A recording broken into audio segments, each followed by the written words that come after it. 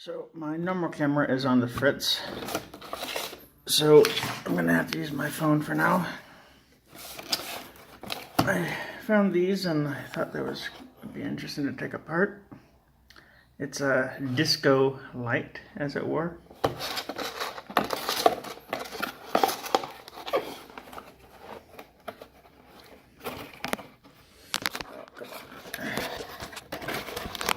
You can get to see my very messy desk. There we go. So I bought two of them. One I can take apart, one I can just look at and use. Let's see. Let's try this.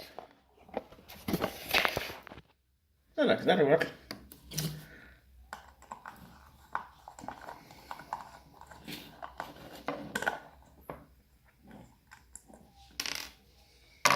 So, looks like it's just 3 LEDs. I wonder if I had green and blue or something. And then this does all the magic. Woo. So, let's take one apart and see what's inside.